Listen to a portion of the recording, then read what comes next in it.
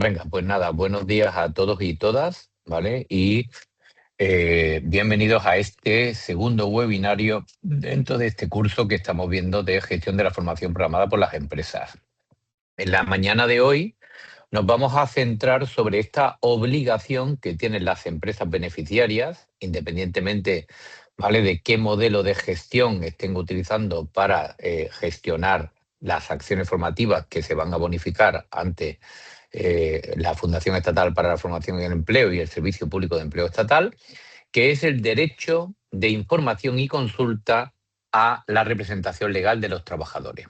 Este derecho está recogido, ¿vale?, en el artículo 9 de la Ley 30, 9 de septiembre de 2015, y luego se desarrolla, ¿vale?, en cuanto a cómo se tiene que ejecutar, en el artículo 13 del Real Decreto 694 de julio del 2017. Lo primero que tenemos que tener claro es, ¿vale?, que en la ley y luego en el Real Decreto de Desarrollo te deja clara que esta obligación, ¿vale?, en caso de incumplirse, conllevaría la pérdida del derecho que tiene la empresa a mantener la bonificación que se haya practicado en aquellas acciones formativas en las que no se haya cumplido, ¿vale?, con esta obligación de informar con antelación a la representación legal de las personas trabajadoras de la formación que se va a ejecutar. Por tanto, ¿vale?, vamos a decir que es una obligación bastante importante que las empresas que tienen representación legal de las personas trabajadoras deben cumplir. Antes de empezar a explicar el cómo y el cuándo, ¿vale?, quiero aclarar una idea que es fundamental para entender por qué existe el derecho de información y consulta a la representación legal de las personas trabajadoras y cómo realmente tenemos que ejercerlo de manera correcta. Para ello, ¿vale?, lo primero que quiero aclarar es, en base a la legislación actual, ¿vale?, que a día de hoy, recuerdo, ¿vale?, tenemos la Ley 30, ¿vale?, de 9 de septiembre de 2015, el Real Decreto 694 de julio del 2017 y, ¿vale?, parcialmente en vigor la Orden TAS 2307, ¿vale?, del año 2007. La empresa, ¿vale?, es la que tiene toda la potestad de decisión sobre la formación que se va a realizar sobre las personas trabajadoras que están a su cargo. Por eso, ante la pregunta, ¿vale?, de quién se encarga de diseñar el plan de formación, de quién se encarga, ¿vale?, de determinar las formaciones que tiene que hacer una empresa, la respuesta es clara, ¿vale?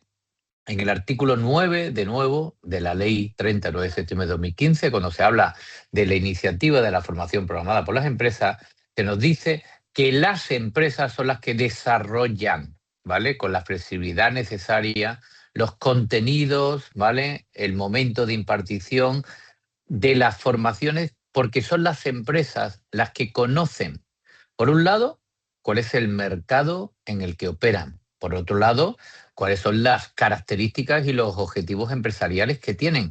Y por otro lado, ¿vale?, cuáles son las personas trabajadoras que tienen dentro de su organización.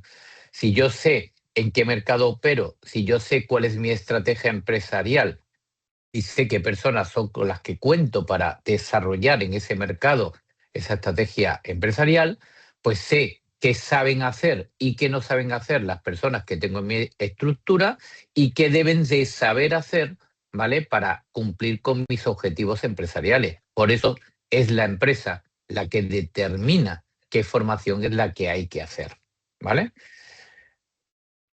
Y esta pregunta, ¿por qué la estoy reflexionando en voz alta? ¿Vale? Pues porque muchas veces cuando hablamos del derecho a información y consulta a la representación legal de las personas trabajadoras, confundimos, ¿vale?, el derecho de información con el derecho de decisión, ¿vale? Es decir, la decisión de en qué nos vamos a formar en una compañía, cuándo, cómo, con quién, con qué presupuesto, ¿vale?, es 100% en exclusividad, a día de hoy, con la legislación vigente, ¿eh?, competencia de la empresa, de la dirección de la empresa y no ¿vale? Puede intervenir en esa decisión Un la momento, representación legal de las Sergio, personas trabajadoras. Dime. se te escucha un poco metálico. ¿Soy yo o lo escuchamos así todas?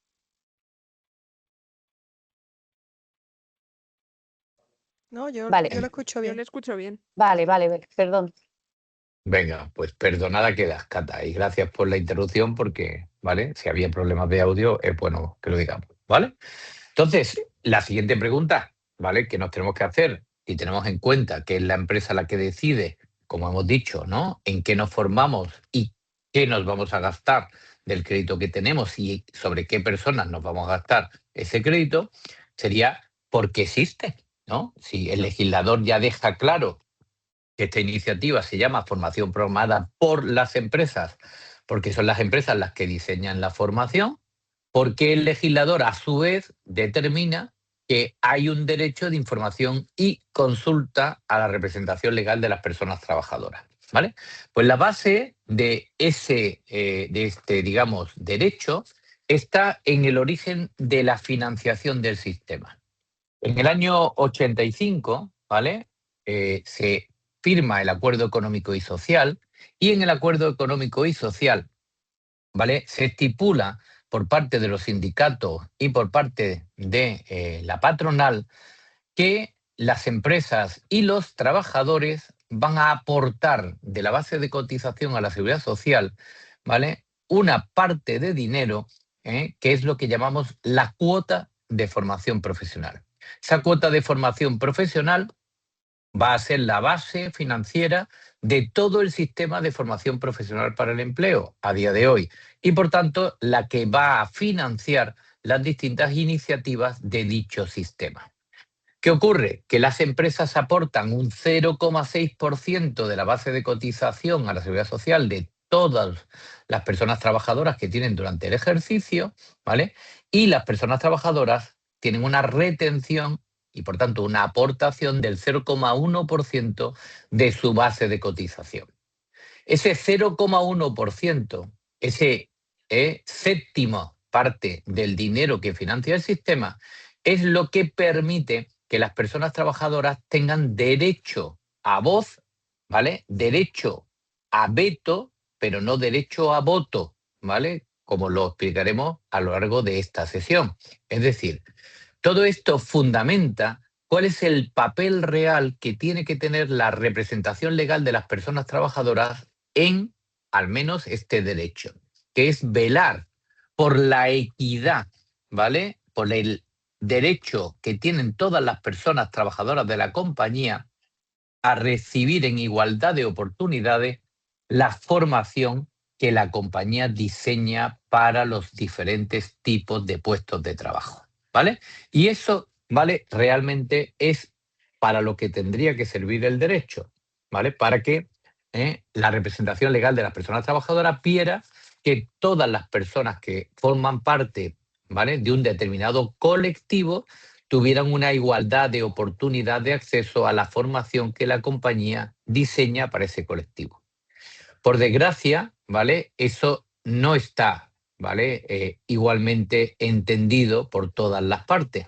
De hecho, pues existen determinados sindicatos, como estáis viendo en esta imagen, ¿vale?, que tienen pues un manual, que el propio nombre del manual ya nos da una pista, ¿vale?, de cuál es su intencionalidad, que se llama Herramientas de Intervención Sindical en la Formación de las Empresas y que es una guía, ¿vale?, para que pues los sindicatos en este paso de ejecución del derecho de información y consulta, pues aprovechen, ¿vale?, para negociar con la empresa otro tipo de cosas, ¿vale? Cuando realmente, ¿vale?, hay que entender, como estaba diciendo, cuál es el objetivo que el legislador tiene con este derecho de información y consulta.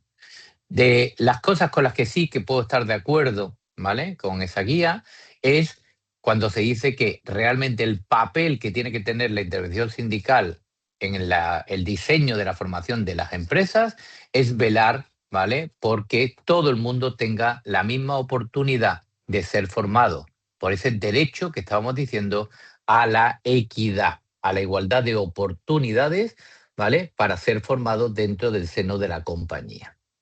Bueno, aclarado este aspecto, que es un tema un poco más filosófico, ¿vale? A mí lo que me interesa de la sesión de hoy es que tengáis claro, ¿vale? A quién tiene que informar una empresa, cómo tiene que informar la empresa, cuándo tiene que informar la empresa y cómo debe acreditar la empresa que se ha ejercido correctamente este derecho de información y consulta, para evitar, por tanto, que en caso de que haya una denuncia por parte de la representación legal de las personas trabajadoras o, ¿vale?, que haya una actuación de seguimiento y control del Servicio Público de Empleo Estatal o de la Inspección de Trabajo, ¿vale?, cuando nos pidan la acreditación, ¿vale?, del cumplimiento de esta obligación, pues la empresa se vea obligada a devolver el dinero por no poderlo acreditar. Pues vamos a empezar, ¿vale?, entendiendo, conociendo, ¿vale?, a quién tenemos que informar. En las empresas nos vamos a encontrar dos tipos de órganos de representación legal de los trabajadores. El primer tipo se denomina órganos de representación unitaria. El segundo tipo se denomina órganos de representación sindical. Hay muchas compañías y mucha gente, ¿vale?, que confunde ambos órganos de representación, pero son, ¿vale?, totalmente diferentes y están amparados, ¿vale?, en legislaciones distintas. Los órganos de representación unitaria vienen regulados, ¿vale?, por el título segundo de la Ley del Estatuto de los Trabajadores, ¿vale? Ahí, ¿vale?, se habla sobre qué es un órgano de representación unitaria, cómo se constituyen los órganos de representación unitaria, en qué tipo de empresas pueden existir o deben existir ya obligatoriamente órganos de representación unitaria y los tipos de órganos de representación unitaria, que principalmente son los comités de empresa y los delegados de personal. En la Ley Orgánica de Libertad Sindical, por su lado, ¿vale?, pues se explica qué son los órganos de representación sindical, ¿eh?, y se explica qué es una sección sindical y qué es un delegado sindical. Para los que no somos legisladores y para los que no somos de relaciones laborales, para tener claro la diferencia entre un organismo y el otro organismo, o una figura y la otra figura, ¿vale?, lo que tenemos que recordar es que los órganos de representación unitaria se eligen democráticamente en el seno de una determinada empresa.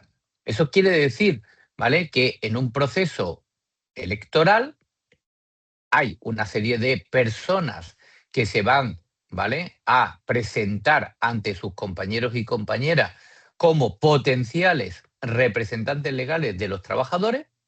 Esas personas pueden estar o no afiliadas a un sindicato, ¿vale? Y hay una votación democrática por parte de todas las personas trabajadoras de ese centro de trabajo o de esa compañía, según el tamaño que estemos hablando y la disposición geográfica, y como consecuencia salen unas personas, que han sido elegidas democráticamente. Esas personas, ¿por qué se llaman órganos de representación unitaria? Porque representan a la unidad de todos los trabajadores y trabajadoras de la compañía, independientemente de si esas personas de la compañía están o no afiliadas, si esas personas han votado o no han votado, ¿vale?, a esos cargos que han sido elegidos democráticamente. Ponemos un ejemplo. Hay mañana unas elecciones al gobierno de España, ¿vale? Todos los españoles y españolas vamos a las urnas un día y votamos. Podemos votar en blanco, podemos votar, ¿vale?, nulo, podemos votar a unos determinados, ¿vale?, representantes, podemos no ir a votar. Eso ya es parte del derecho democrático del voto, ¿vale? Pero el gobierno que resulta representa a todos los españoles y españolas, ¿vale? Independientemente de nuestra afiliación política, si es que la tenemos, independientemente de lo que hayamos votado en la urna, cada uno de nosotros, nosotras, ¿vale? Por tanto, ¿vale?, esas personas en ese momento ya no forman parte de un partido político, ¿vale? Tendrán obviamente una base ideológica, pero ¿vale? Nos representan cuando hablan, o deberían, ¿vale? Pero eso ya es otra cuestión, nos representan a todos como país. Pues eso es un órgano de representación unitaria, ¿vale? A nivel de la empresa. Representan los intereses de todos los trabajadores y trabajadoras de esa compañía, independientemente de que estén afiliados o no, ¿vale? A su sindicato. Independientemente de que ellos puedan pertenecer o no a un sindicato, que son dos cosas distintas. Sin embargo, los órganos de representación sindical son órganos que pertenecen a un determinado sindicato, ¿vale? Y que representan exclusivamente los intereses de ese sindicato y los intereses de las personas afiliadas a ese sindicato en esa compañía, ¿vale? Por tanto, yo podré tener un delegado sindical del sindicato X, y no va a representar a todos los trabajadores y trabajadoras de la compañía, va a representar solo, ¿vale? A, obviamente, los afiliados de ese sindicato X y los intereses de ese sindicato X. Esos delegados sindicales, además, no están elegidos democráticamente, ¿vale? Sino que los pone el sindicato, ¿vale? Los elige el sindicato. Entonces, ¿por qué es importante esto? Pues porque cuando la ley 39 de septiembre de 2015 nos dice que la empresa tiene que ejercer el derecho de información y consulta, nos está diciendo que lo tiene que hacer sobre los órganos de representación unitaria. La empresa proactivamente tiene que informar al comité de empresa o a los delegados de personal según cual sea el caso. Es verdad que la Ley Orgánica de Libertad Sindical dice que los órganos de representación sindical tienen derecho a recibir la misma información que se le da a los órganos de representación unitaria si la solicitan. Pero eso ya no es una obligación proactiva de la empresa, es una obligación reactiva, ¿vale? Es decir, yo tengo la obligación de informar a los órganos de representación unitaria y ante una inspección de trabajo o ante un requerimiento de la administración laboral competente, tengo que acreditar que así lo he hecho, pero sin embargo, ¿vale? Si me piden los órganos de representación sindical, pues le daré también la información, pero una vez que se la he dado a los órganos de representación unitaria y no tengo que acreditar que se lo he dado a los órganos de representación sindical. Y esto es súper importante porque muchas veces las denuncias vienen por los órganos de representación sindical, ¿vale? Y entonces nosotros tenemos que demostrarle a el organismo ante el que se nos ha denunciado, ¿vale? Que esas personas nos están demandando de manera infundada porque hemos cumplido correctamente con los órganos de representación unitaria, ¿vale? Bueno, una vez que sabemos esto, tenemos que saber que aparte de los comités de empresa y los delegados de personal, pueden existir otras figuras recogidas en el Estatuto de los Trabajadores, como son los comités intercentros y las comisiones mixtas de formación. Un comité intercentro es una figura que está supra, ¿vale? Que está por encima de los comités o de los delegados de personal de los centros de trabajo. La ventaja que tiene tener un comité de intercentro a efectos de formación es que como está por encima esa figura, en aquellas empresas en las que haya comité intercentro, pues yo solamente tengo que informar al comité intercentro porque será el comité intercentro el que informe a los comités y o a los delegados de personal de los centros para los cuales, ¿vale?, esa figura de representación existe.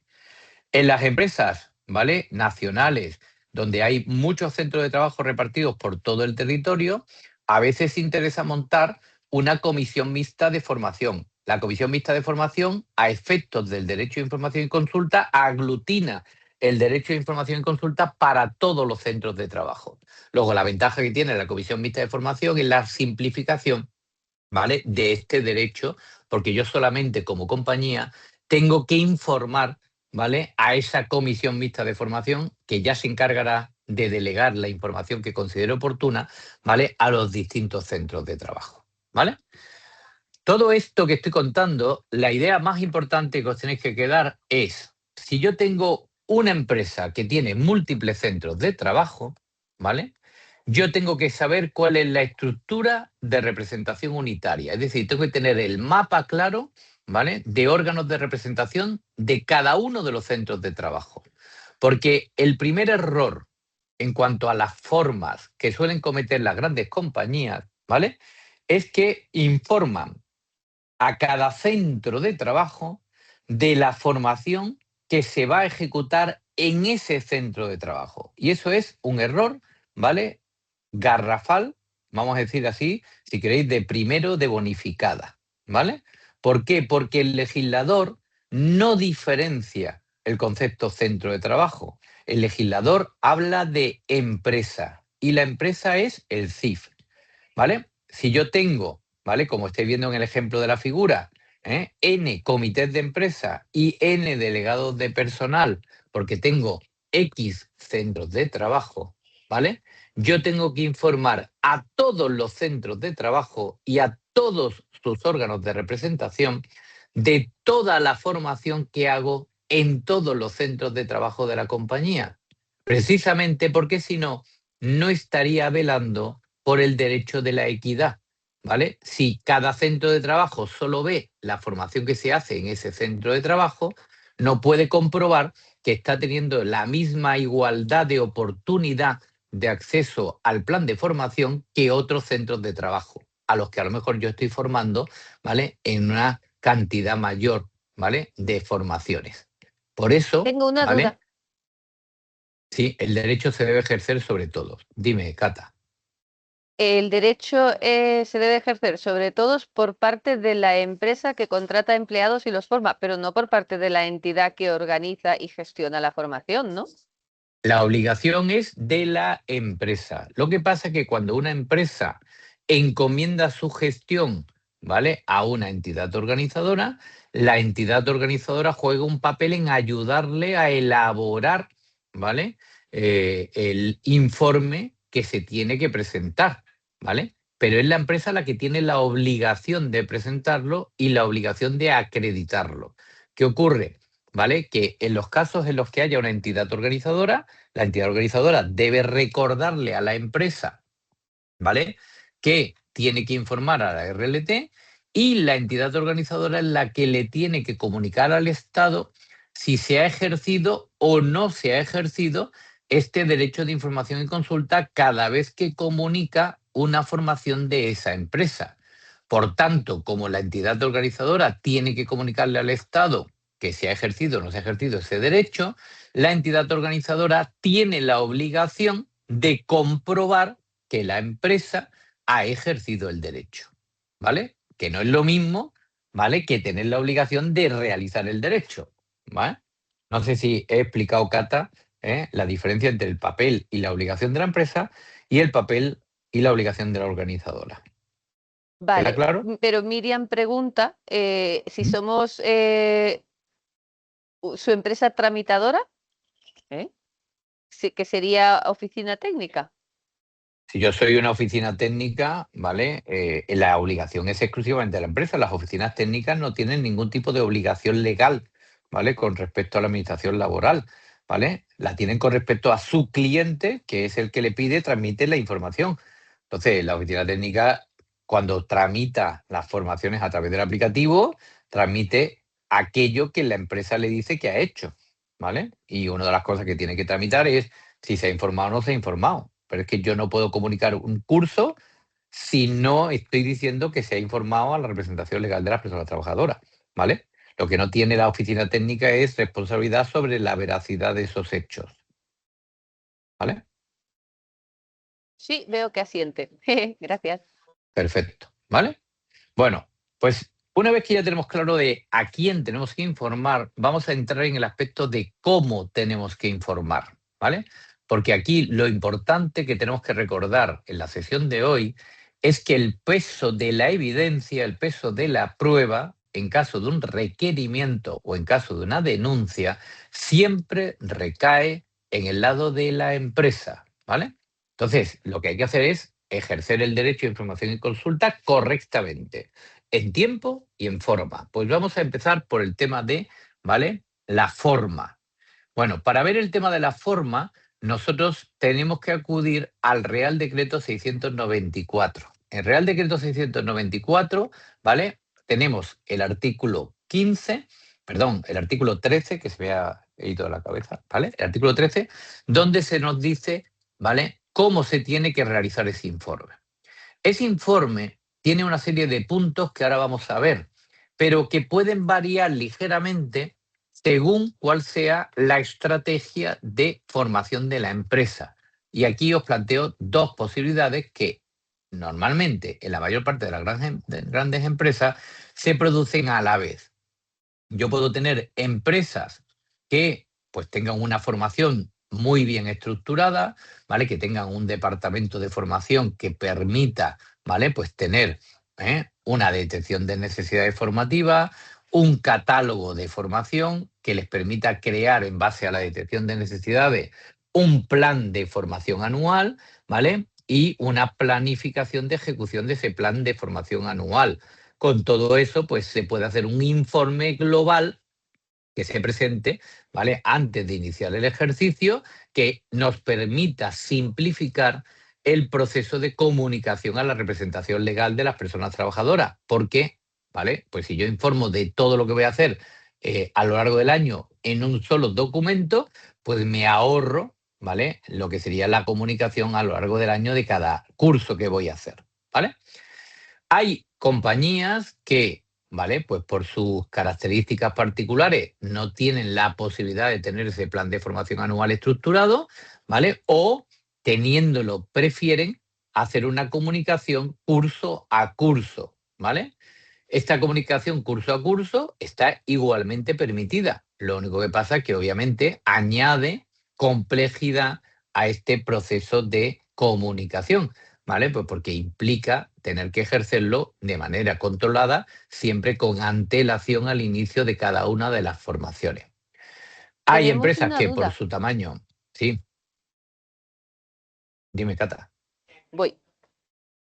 En el caso de ser entidad organizadora, ¿vale? Ujú. Damos de alta a una empresa participante que aparece en Fundae que sí tiene RLT, ejecutamos la acción formativa y después nos dice la empresa que no tiene RLT.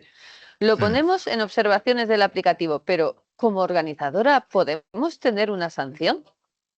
Vamos a ver, no es responsabilidad de la empresa, ¿vale? Obviamente el saber, el verificar fehacientemente eso. A nosotros la empresa nos dice que no tiene RLT, pues lo que tenéis que hacer es presentar un escrito, ¿vale?, con un certificado emitido por la empresa de que no tiene representación legal de las personas trabajadoras, ¿vale?, para que esa información, ¿vale?, se suba a través del apartado de observaciones de Fundae en la ficha de la empresa, para que cambien y modifiquen, ¿vale?, el check, ¿vale?, donde se indica que tiene o no tiene representación legal de las personas trabajadoras.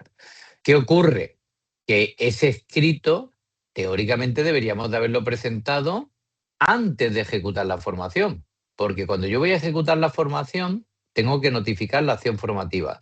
Y cuando notifico la acción formativa, como la empresa tiene representación legal de las personas trabajadoras, ¿vale?, me aparece una pestaña en la acción formativa donde tengo que indicar, ¿vale?, si se ha ejercido o no se ha ejercido ese derecho de información y consulta. Claro, ¿vale? La administración me puede preguntar, ¿cómo usted me ha cumplimentado esa pestaña si resulta que la representación legal de las personas trabajadoras no existía en esta compañía? ¿Vale? Entonces, teóricamente, para hacer las cosas bien, cuando yo doy de alta una empresa en el aplicativo de Fundae y me sale que no tiene, que tiene, mejor dicho, representación legal de las personas trabajadoras y la empresa nos comunica que no es así, pues entonces nosotros en ese momento deberíamos de presentar, ¿vale?, un escrito junto con un certificado de la compañía para que se solucione esa situación. Tramitamos la acción formativa, tramitamos el grupo y cuando lo subsanen, ¿vale?, pues ya solventamos esa situación. Pero en principio, la entidad organizadora, como decía, no tiene, ¿vale?, ningún tipo de, digamos, situación que sea objeto de infracción por este hecho, ¿vale? Vale, gracias. Venga. Estábamos diciendo, ¿vale?, que yo puedo tener incluso las dos situaciones a la vez. Yo puedo tener empresas que, aun habiendo presentado un informe global de todo el plan de formación que van a hacer, se encuentren luego la necesidad de presentar informes, ¿vale?, para determinadas acciones formativas puntuales. Esto se puede producir, obviamente, cuando yo tengo una situación, ¿vale?, de formación sobrevenida. Pues hay una formación que yo no había contemplado en mi diagnóstico de necesidades y por una necesidad especial que aparece durante el ejercicio, ¿vale?, pues comunico, ¿vale?, a la representación legal de las personas trabajadoras, ¿vale?, pues esa nueva formación.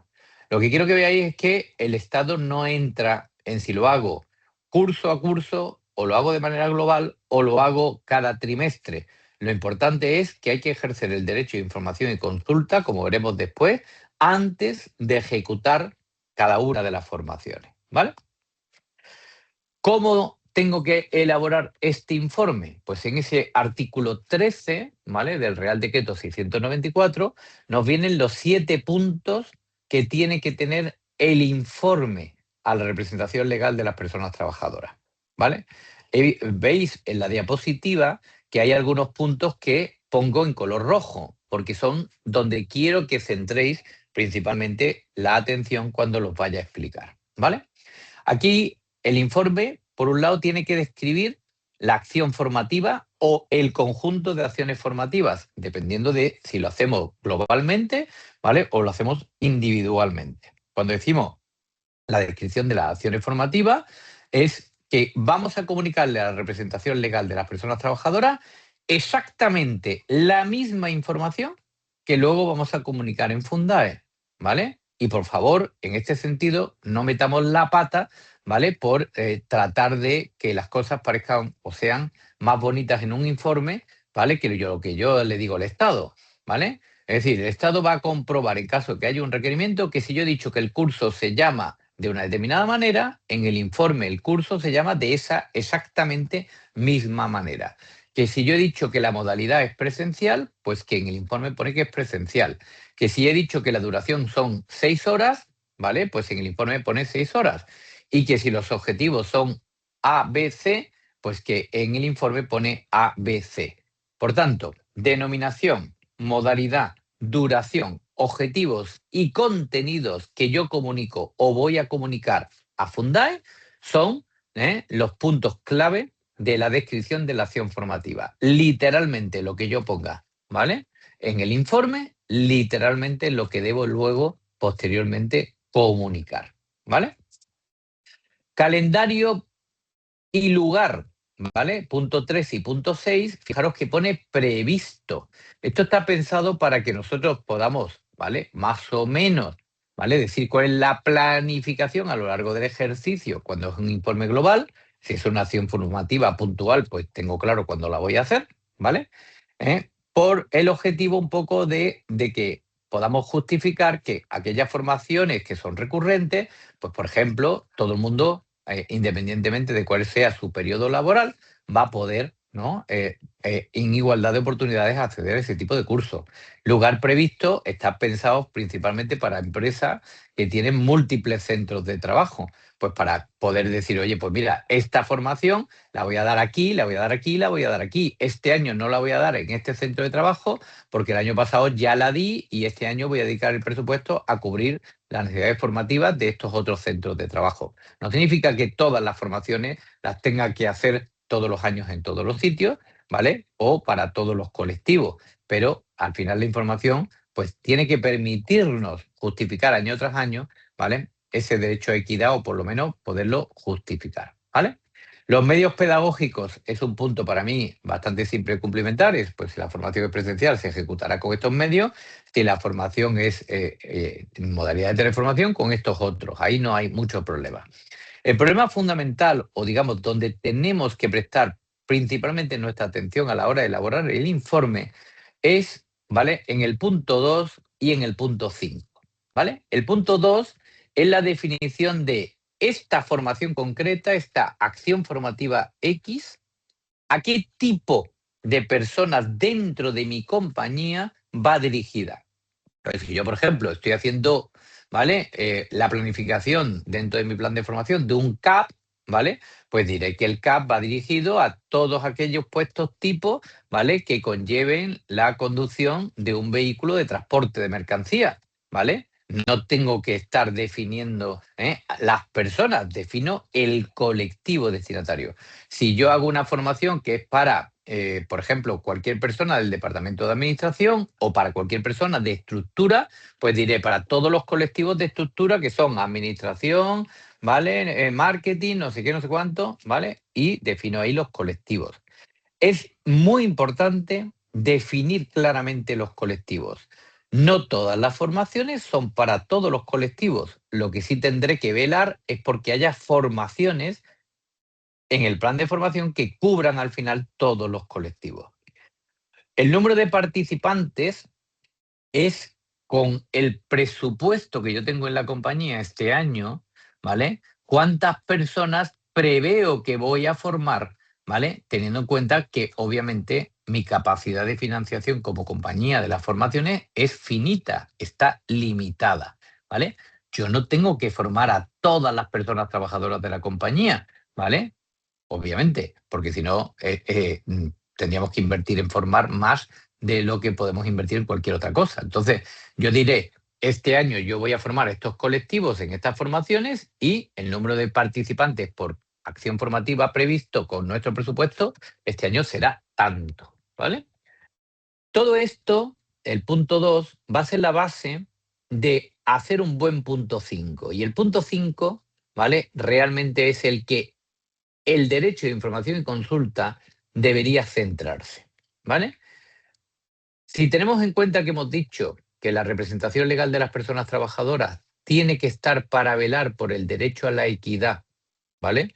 Si tenemos en cuenta, ¿vale?, que la formación es un derecho universal, que todas las personas tenemos el mismo derecho, ¿vale?, a ser formada, según la legislación actual del Estado español, pues entonces tenemos que entender que el criterio de selección es la clave para ver si se cumple o no se cumple este derecho. Un criterio de selección tiene que ser un criterio que sea objetivo y no discriminativo. Objetivo y no discriminativo. Muchas compañías, cuando elaboran el informe, confunden los criterios de selección con los colectivos. No, no. ¿Vale? Un criterio de selección no es ser conductor, para el ejemplo del CAP que hemos dicho antes, ¿no? Eso ya viene dado de por sí en el hecho de que la formación va dirigida exclusivamente a conductores, ¿vale? Si no eres conductor, pues obviamente no la puedes hacer, pero no es un criterio de selección, ¿vale? Los criterios de selección lo que tratan de explicar es, oiga usted me ha dicho que este año, con su presupuesto, puede formar a un máximo de 50 conductores. En la compañía hay 72 conductores. ¿Cómo va a determinar usted, de una manera objetiva, no discriminativa, ¿vale?, que 50 personas son las que se van a formar, ¿vale? Es decir, que si hay más solicitudes que plazas disponibles, ¿a quién va a decidir usted que va a formar y a quién va a decidir usted que no va a formar? Hay formaciones en las que ese criterio es muy fácil de definir. Por ejemplo, toda formación obligatoria que tenga un periodo de renovación. Me vuelvo al ejemplo del CAP, ¿no? El CAP es una formación que se tiene que renovar legalmente cada 5 años. Lo determina el Ministerio de Fomento y hay un Real Decreto que estipula esa periodicidad. Pues entonces el criterio de selección es muy sencillo, ¿vale? Se formarán prioritariamente y por orden a aquellas personas que se le caduca, ¿vale?, el carnet vigente del CAP a lo largo del ejercicio. Ya está, es que no hay más, pero porque hay una ley que ya me dice cómo tengo que seleccionar a quién formo este año, ¿vale? En otras acciones formativas donde no existe un criterio objetivo impuesto por un tercero, pues tenemos que buscar criterios, ¿vale?, que permitan demostrar que la empresa no discrimina. Lo que no podemos poner son criterios del tipo, ¿vale?, pues en función de la autorización de los mandos intermedios. Pues mire usted, ¿no? Porque si resulta que a mí, ¿vale?, solo me podré formar si mi jefe o mi jefa me lo permite, pues ahí ya hay un criterio subjetivo, ¿vale? Que depende de si yo le caigo bien, no le caigo bien, ¿vale? A esa persona o lo que sea. Entonces, puede ser que yo no me formé nunca en la vida, y mi compañero o compañera pues reciba 25 cursos al año, ¿vale? Entonces, ese tipo de criterios son los que tenemos que tratar de no utilizar. ¿Que tengo un portal del empleado y que yo saco convocatorias públicas? Pues, oye, un criterio objetivo, no discriminativo, será, pues, si el número de solicitudes es superior al número de plazas ofertadas, se tomará, ¿vale? Como puntuación preferente el orden de solicitud de las personas que han accedido a la convocatoria.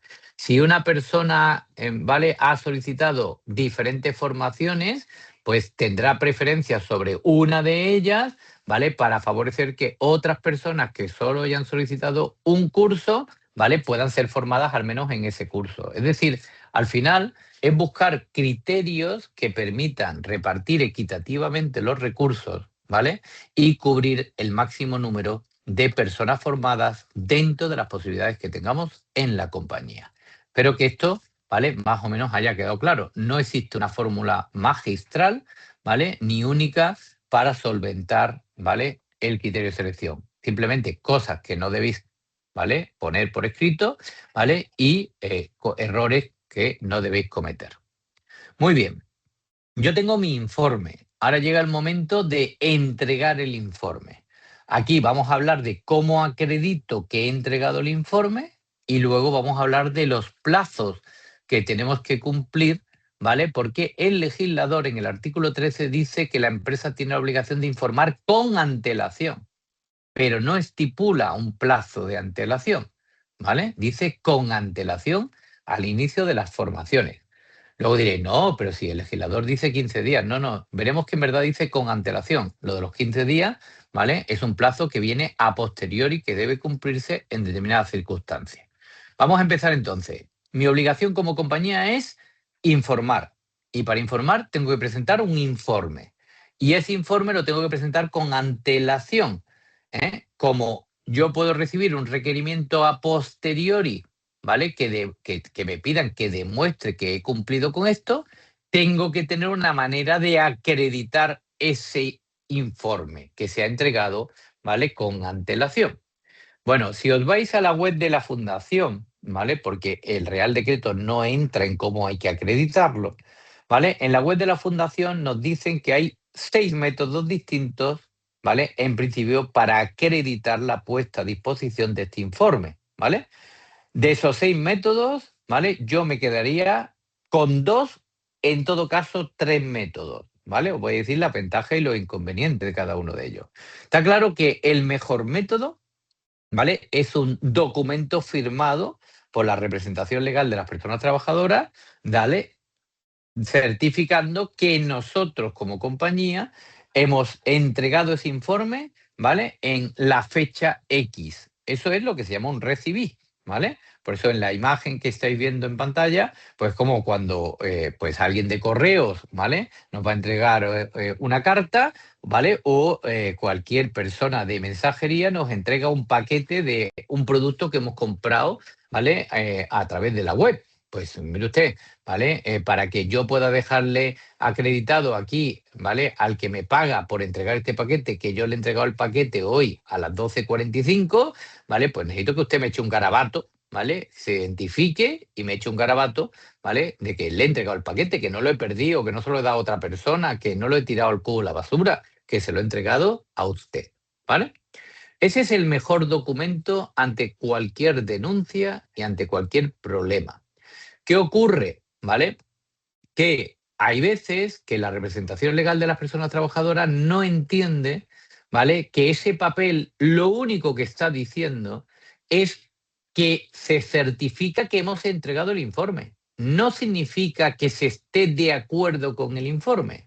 Y si volvemos a la analogía del repartidor, ¿no?, que nos trae un paquete de un producto que hemos comprado en Internet, ¿vale? Pues como si nosotros decimos, no, no, mire usted, que quiero ver si el paquete, lo que tiene dentro me gusta o no me gusta. El repartidor te va a decir, mira, eso ya se lo reclamas tú a posteriori a la empresa a la que le has comprado, ¿vale?, el producto. A mí solo me tienes que firmar que te lo he entregado. A partir de ahí usted tiene un plazo, ¿vale?, para hacer las reclamaciones y devoluciones oportunas, pero eso no me lo tiene que hacer a mí. Yo soy el mensajero, se ha acabado. Entonces, ¿qué ocurre si una representación legal de las personas trabajadoras no entiende eso, ¿vale?, que es una obligación, y se niega a firmar la entrega del informe que le está dando la compañía?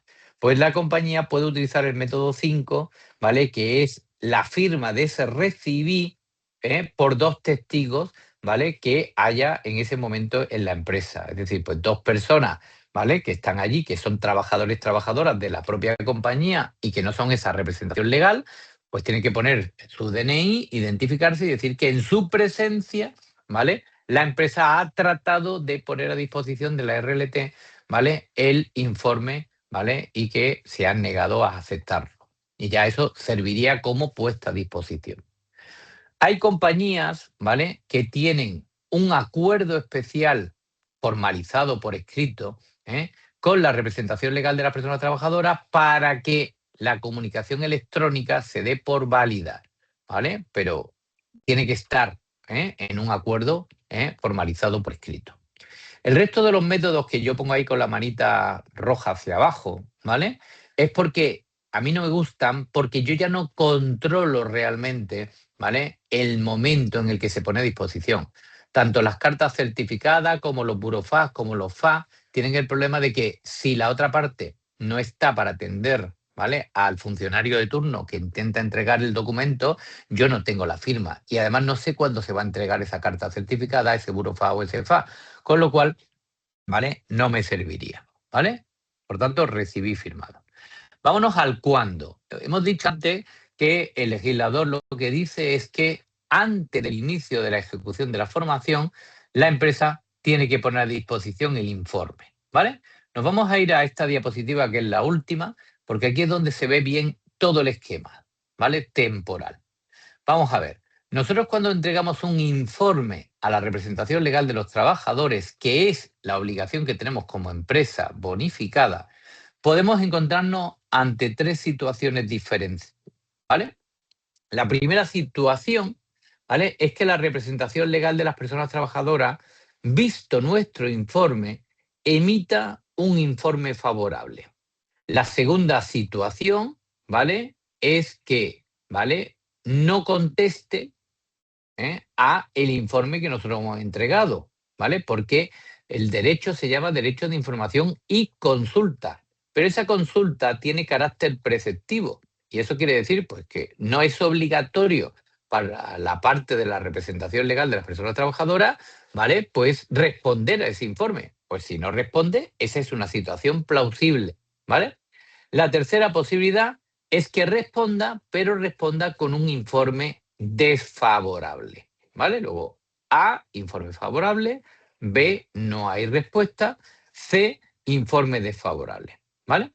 Bueno, pues el Real Decreto 694 lo que determina es que la empresa no puede empezar a ejecutar su formación una vez entregado el informe hasta que no han pasado 15 días desde la entrega del informe, en el caso de que no haya una respuesta, sea esta respuesta favorable o sea esta respuesta desfavorable, ¿vale? Es decir, que si no hay respuesta, y solamente si no hay respuesta, es decir, caso B, es cuando yo tengo que cumplir un plazo de 15 días.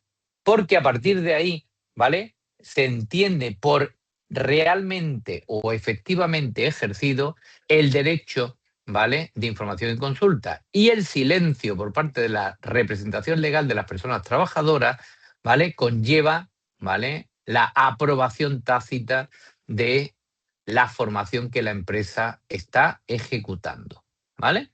Y aunque protesten 30 días, 45 días, 72 días después o al año siguiente, ya no tienen derecho, ¿vale?, a paralizar esa formación, ¿vale? Luego, los 15 días los tenemos que cubrir solamente en el caso B. Si hay un informe favorable o hay un informe desfavorable, desde el momento en el que existe ese informe, ya podemos empezar a ejecutar la formación. Si es favorable, perfecto, porque yo ejecuto la formación y me la bonifico sabiendo que no voy a tener ningún problema a futuro.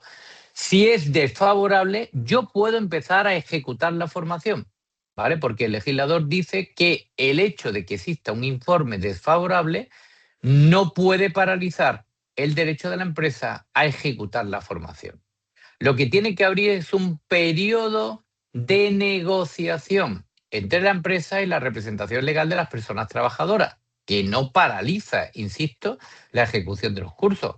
Lo que en ese periodo de negociación tenemos que ver es por qué se ha emitido un informe desfavorable, ¿vale? Demostrar la empresa en todo momento, ¿vale?, que tiene un talante conciliador, ¿vale? Y ver si existe o no existe razón que evite, mejor dicho, ¿vale?, el derecho de la empresa a bonificarse esa formación, ¿vale?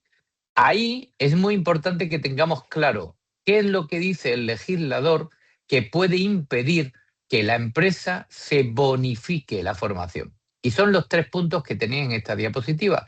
El legislador dice que las únicas 3 razones por las cuales, ¿vale?, un informe desfavorable pueda conllevar la pérdida del derecho de la bonificación, ¿vale?, que se pueda practicar de esa formación, ¿vale?, en caso de que no lleguemos a un acuerdo, es que se pueda demostrar que el motivo por el cual, ¿vale?, se está emitiendo ese informe desfavorable con respecto a determinadas acciones formativas es que se está ejerciendo una discriminación de trato, ¿vale?, entre las personas que conforman el colectivo destinatario, ¿vale?, para el que se va a realizar la formación, ¿vale? Es decir, que mis criterios de selección no son objetivos no discriminativos. Por eso antes insistí tanto en la importancia, ¿vale?, del punto 5 del informe, ¿vale? Las otras 2 razones son razones que están recogidas también legalmente en el Real Decreto. Oye, oiga usted, que es que la formación que usted está tratando de ejecutar y bonificarse, ¿vale?, no guarda relación con la actividad empresarial, ¿eh? Es que eso ya está recogido directamente en la ley, ¿vale?, en el artículo 9, que solamente se pueden ejecutar formaciones a través de esta iniciativa cuando esa formación guarda relación con la actividad empresarial o, ¿vale?, es una formación transversal, ¿vale?, que se puede ejercer en cualquier tipo de sector, ¿vale?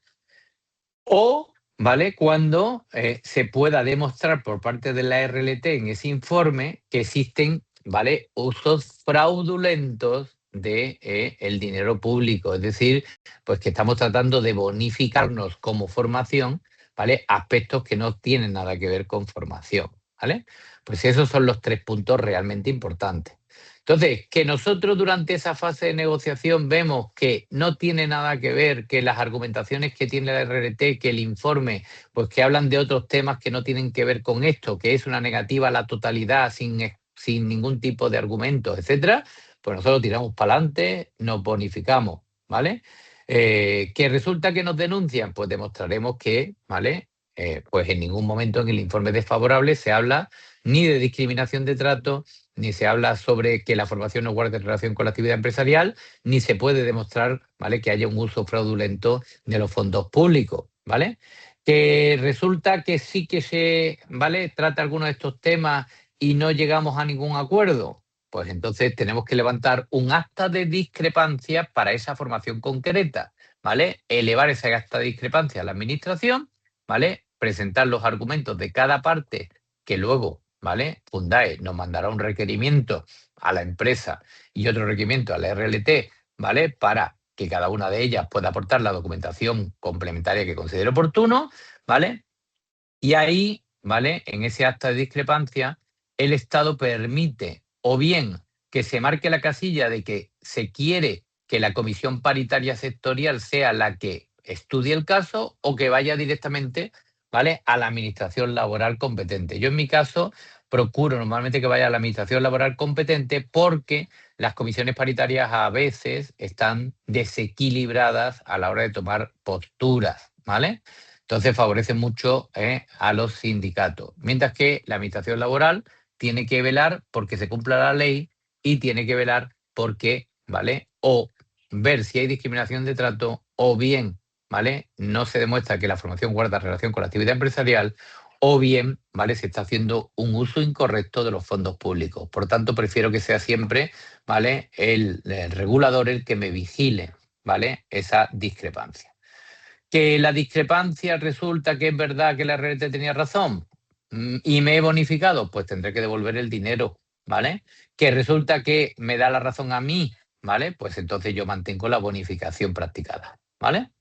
Bueno, pues espero que con esto os haya quedado más o menos claro este derecho de información y consulta. Vamos a abrir un turno de 5 minutos si queréis, por si tenéis alguna pregunta con respecto a la sesión de hoy, o si tenéis alguna pregunta sobre cualquier otra de las partes de lo que estamos viendo en esta formación. Pendiente no tenemos ninguna consulta por ahora. Venga, ¿alguien quiere hacer alguna pregunta? Si no, pues estamos a Ahora hay vuestra barra disposición. libre.